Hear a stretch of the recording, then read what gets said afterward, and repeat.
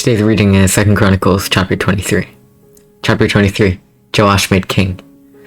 But in the 7th year Jehoiada took courage and entered into a covenant with commanders of hundreds, Azariah the son of Jehoram, Ishmael the son of Jehohanan, Azariah the son of Obed, Maaseiah the son of Adiah, and Elishaphat the son of Zichri. And they went about through Judah, and gathered the Levites from all the cities of Judah, and the heads of fathers' houses of Israel. And they came to Jerusalem, and all the assembly made a covenant with the king in the house of God. And Jehoiada said to them, Behold, the king's son, let him reign. But the Lord spoke concerning the son of David. This is the thing that you shall do.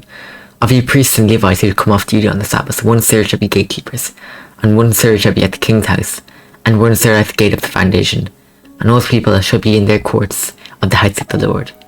Let no one enter the house of the Lord except the priests and ministering Levites.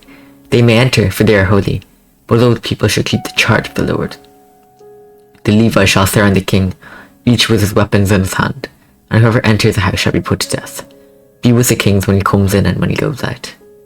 The Levites and all Judah did according to all that Jehoiada the priest commanded, and they each brought this man, who were to go off duty on the Sabbath, with those who were to come on duty on the Sabbath. For Jehoiada the priest did not dismiss the divisions. And Jehoiada the priest gave to the captain the spears and the large and small shields, that had been King David's, which were in the house of the Lord, which were in the house of God. And he set all the people of the guard of the king, every man with a weapon in his hand, from the south side of the house to the north side of the house, around the altar in the house. Then they brought out the king's son and put the crown on him, and gave him testimony. And they proclaimed him king, and Jehoiada and his sons anointed him. And they said, Long live the king. Athaliah executed. When Athaliah heard the noise of the people running and praising the king, she went into the house of the Lord, the people. And when she looked, there was the king standing by his pillar at the entrance, and the captains and the trumpeters beside the king. And all the people of the Lord rejoicing and blowing trumpets, and the singers with their musical instruments leading in the celebration. And Athaliah tore her clothes and said, Treason, treason!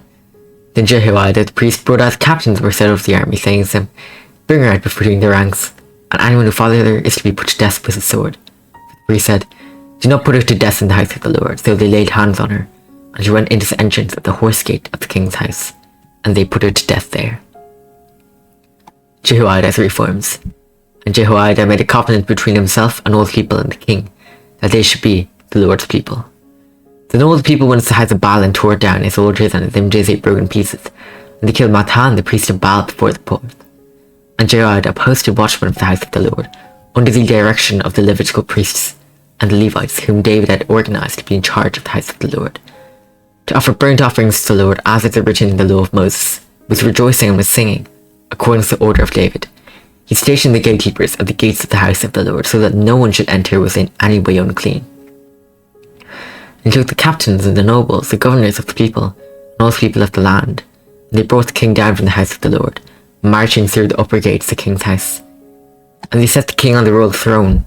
So all the people of the land rejoiced, and the city was quiet after Athaliah had been put to death with a sword. This is the word of the Lord. Amen.